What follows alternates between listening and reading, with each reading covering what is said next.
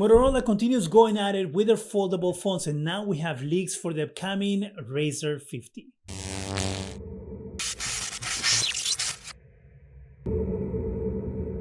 Hi, welcome to ZGadgetReview. Motorola revived their Razr branding a few years ago, and for a while there, I didn't think they were going to make it. There was a year where they skipped phones, where they didn't make that foldable phone, but now it seems like they have gotten a good footing because they've been releasing the Razr foldable phone for the last couple of years consistently. And now we have the upcoming Razr 50, which is going to launch later on this year, but now we have leaks of what the new phone is going to look like. Let's start with the name, because the name to me is really funny. It's going to be the Razr 50 5G, and then we're going to have the flagship, which is going to be the Razr 50 Ultra 5G or the Razr 50 Plus in the US 5G. A little note to Motorola, I don't think that we need the 5G on the name, since we know that all phones nowadays run on 5G networks. So maybe consider dropping the 5G. These leaks come thanks to 91 Mobiles. Let's get started with the Razr 50 5G, which is going to be the entry level for foldable phones from Motorola.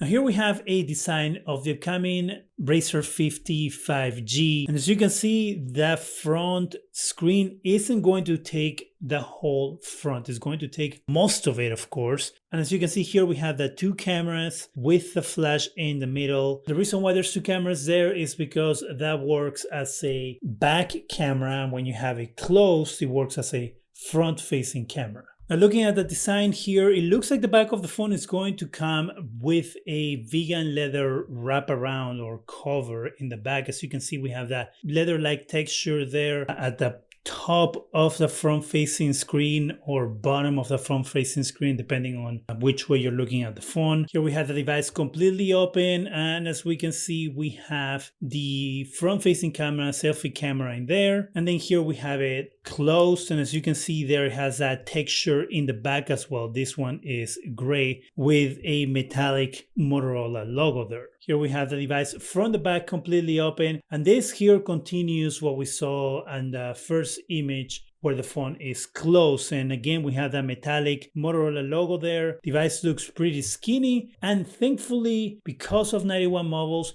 we also have specs that have leaked. Now the main display is going to be a 6.9-inch OLED, which means that that's when the phone is completely open. It's going to be 1080 by 2640 resolution, 120 Hz refresh rates. It's also going to be low blue light certified, and it's also going to be low motion blur certified. When we close the phone, that front facing screen is going to measure 3.63 inches. It's also going to be OLED. Now the main screen cameras are the cover cameras, which is the two cameras that we see there on the front when the device is closed. It's going to be 50 megapixels and 32 megapixels. The front facing camera or selfie camera is going to be 13 megapixels. Now what about the inside? What kind of processor is this going to have? It isn't going to be a Snapdragon processor. We're going to go a little lower with a MediaTek Dimensity 7300X, which is 2.5 gigahertz. We're going to have 8 gigs of RAM with 256 gigs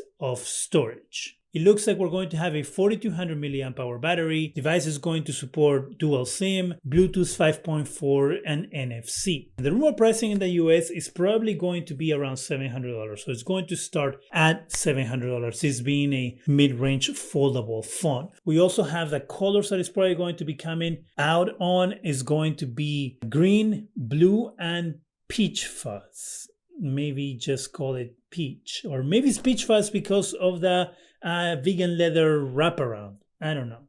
Sounds like an interesting name though. Okay, let's talk about the flagship device. This is going to be the Razr 50 Ultra 5G around the world, or the Razr 50 Plus 5G in the US. And this device has a different type of design. As we can see here on this image, the screen on the cover on the front, or when the device is closed, is going to take advantage of that whole part of the phone, unlike what we saw on the Razr 50 5G, where it takes like most of the space, but not the whole thing. Here we have the whole top part of the device when you have the device completely open with the screen, which means that you're going to be able to do a lot more on this device when the phone is closed versus having to struggle with a smaller screen. Now here we can see a depiction of the phone open and the phone closed. And here we also have a charger that says 45. I'm assuming that is the wattage for charging, but we're going to look at that once we get to the specs.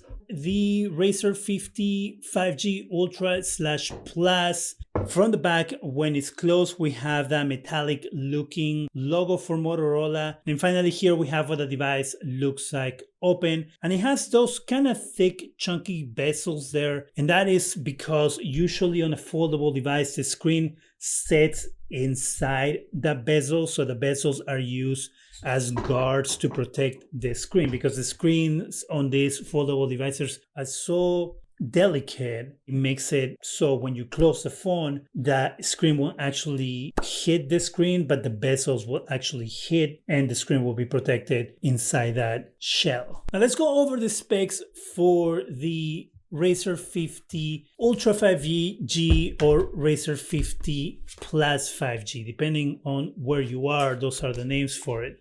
The screen is going to be 6.9 OLED screen, and that's when the device is open. So this is going to be a pretty big phone. We have it at 10. The resolution is going to be 1080 by 2640. Refresh rates are going to be 165 Hertz. That device is going to also be rated low blue light and low motion blur. So they're going to be certified for those two things, just like the Razr 50 5G. Moving on to the cover display, or that front facing screen when the device is closed. That screen is going to be 4 inches. It's also going to be an OLED screen. Now for the cameras, we have that 2 cover cameras at 50 megapixels each, and the main screen camera is going to be 32 megapixels. The processor on this is going to be top of the line. It's going to be the Snapdragon 8 Gen 3. The RAM on the Razr 50 Ultra 5G or Plus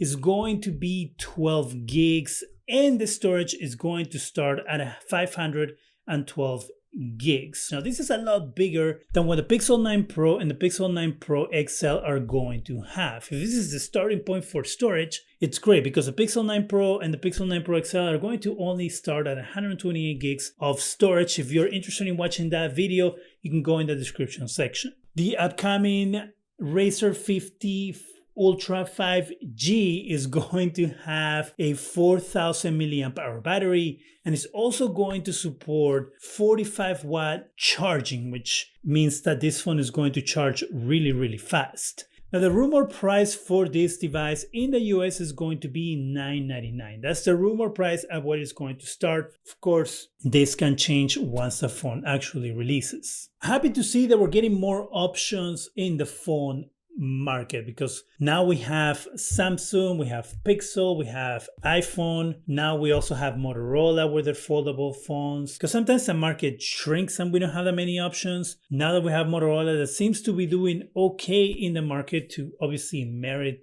releasing these phones in the market, it's good. It's good to have that extra competition, that extra option. Also because it seems that the Sony Xperia 1.6 is not going to be coming to the US, so we have lost that phone in the US market.